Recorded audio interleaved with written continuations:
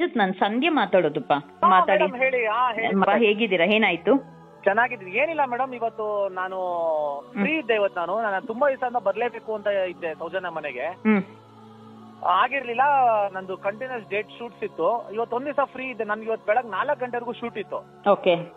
Shoot ಮುಗಿಸ್ಕೊಂಡು ಹೋಗಿ ಸ್ನಾನ ಮಾಡ್ಕೊಂಡು ಹಂಗೆ ಎದ್ದು ಬಂದು ಕಾರಲ್ಲಿ ಮಲ್ಕೊಂಡು ನಾನು ಓಕೆ ಬಂದು ಗಿರೀಶ್ ಸರ್ನ ಆಮೇಲೆ ಮಹೇಶ್ ಸರ್ನ ಮೀಟ್ ಮಾಡ್ಕೊಂಡು ಓಕೆ ಸರಿ ಸೌಜನ್ಯ ಮನೆಗೆ ಹೋಗಿ ಅವ್ರ ಅಮ್ಮನೆಲ್ಲ ಮಾತಾಡ್ಸ್ಕೊಂಡು ಬರೋವಾಗ ಒಂದ್ 7-8 ಜನ ಪ್ರೆಸೋರ್ ಇದ್ರಲ್ಲಿ.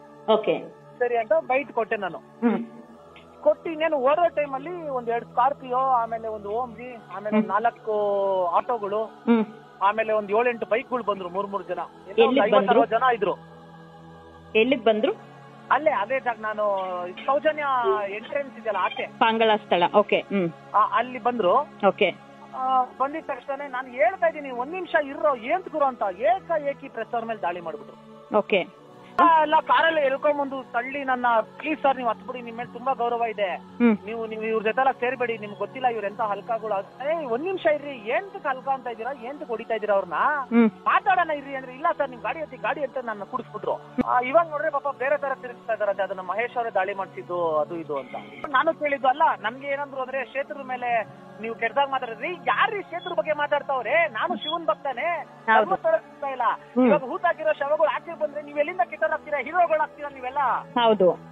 ಆಯ್ತಾ? ಇವಾಗ ಒಂದ್ ಹೆಣ್ಣಗ್ ನ್ಯಾಯ ಕೊಡ್ತೀರಾ, ಹೀರೋಗಳು ಆಗ್ತೀರಾ, ಯಾಕೆ ಭಯ ಬೀಳ್ತಾ ಇದ್ದೀರಾ? ಹೌದು. ಈ ತರ ದಾಳಿ ಮಾಡೋ ಅವಶ್ಯಕತೆ ಏನಿದೆ ನಿಮ್ಗೆ? ಹೌದು.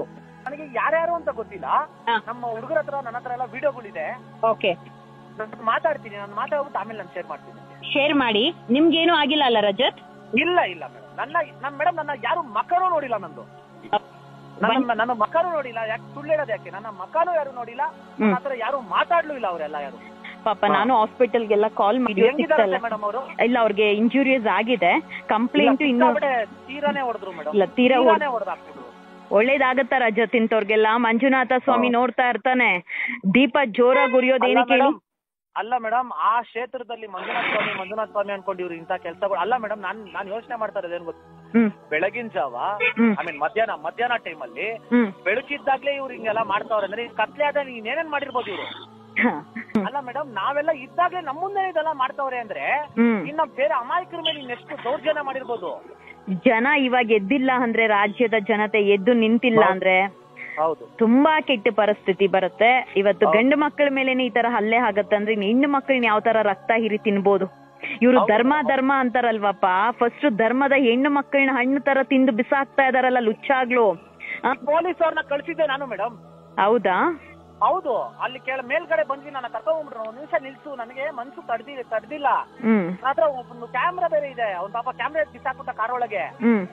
ಅವ್ನ ಕ್ಯಾಮ್ರಾ ಎಲ್ಲ ಹೊಡೆದಾಗ ಕಟ್ ಮಾಡ್ಬಿಟ್ರು. ಆಮೇಲೆ ಆ ಕ್ಯಾಮ್ರಾ ತಗೊಂಡ್ ನಾ ಬಂದು, ನನಗೆ ಮನ್ಸು ತರ್ದಿಲ್ಲ ಅಂತ ಸ್ವಲ್ಪ ಮುಂದೆ ನಿಲ್ಸ ನೋಡ್ರೆ ಪೊಲೀಸ್ ಸ್ಟೇಷನ್. ಕರೆಕ್ಟ್ ಆಗಿ ಪೊಲೀಸ್ ಅವ್ರು ಆಚೆ ಬಂದ್ರು. ನಾನ್ ಸರ್ ನನ್ನ ಕೇಳಿದ್ರು, ಏನ್ ನಿಲ್ತಿದ್ದೀರಾ ನೀವೆಲ್ಲ ಅಂತ. ಸರ್ ಅಲ್ಲಿ ಕೆಳಗ್ ಜಗಳ ಆಗ್ತಿದೆ, ಫಸ್ಟ್ ಹೋಗಿ ಸರ್ ಅಂದ್ರೆ, ಹೌದಾ ಎಲ್ಲಿ ಅಂದ್ರು, ಕೆಳಗೆ ಸರ್ ಅಂದೆ. ಆಮೇಲೆ ಅವ್ರು ತಿರ್ಸ್ಕೊಂಡು ಹೋದ್ರು, ಅದ್ ಏನಾಯ್ತು ಗೊತ್ತಿಲ್ಲ ನನಗೆ. ಇಲ್ಲ, ತುಂಬಾ ದೊಡ್ಡ ಗಲಾಟೆ ನಡೀತಾ ಇದೆ. ತಿಳ್ಕೊಳ್ಳಿ ನಮ್ ಸಮಾಜ, ನಮ್ ರಾಜ್ಯ ಎಲ್ಲಿದೆ ಅಂತ ಹೇಳಿ. ಗೊತ್ತಾ ಮೇಡಮ್, ಪ್ರಯತ್ನ ಪಟ್ಟಿದ್ದು ನನ್ನ ಮುಂದೆ ಇವ್ರಿಗೆಲ್ಲ ಹೊಡೆದ್ರೆ ನಮಗ್ ಭಯ ಬರುತ್ತೆ. ಆಯ್ತಾ ಮೇಡಮ್? ನಾವ್ ಇದೆಲ್ಲ ನೋಡ್ಕೊಂಡೇ ಬಂದಿರೋರು, ನಮ್ಗೇನಿದೇನು ಹೊಸದಲ್ಲ. ಆಮೇಲೆ ನಾವ್ ಇಂತದಕ್ಕೆಲ್ಲ ಭಯ ಪಡೋಂತ ವ್ಯಕ್ತಿಗಳು ನಾವಲ್ಲ. ಆಮೇಲೆ ನನ್ನ ಮೇಲೆ ಏನಾದ್ರು ಒಂದು ಕೈ ಬೀಳಿದ್ರೆ ಬೇರೆ ಕತೆ ಆಗಿರೋದು. ಬಟ್ ಆಗಿದ್ರೆ ನನ್ನೂ ಸೇರ್ಸ್ಕೊಂಡು ಏನ್ ಮಾಡಿರ್ತಾ ಇದೀನಿ ನನ್ಗೆ ಗೊತ್ತು, ಅದು ಗೊತ್ತು ನನ್ಗೆ. ಹೌದು.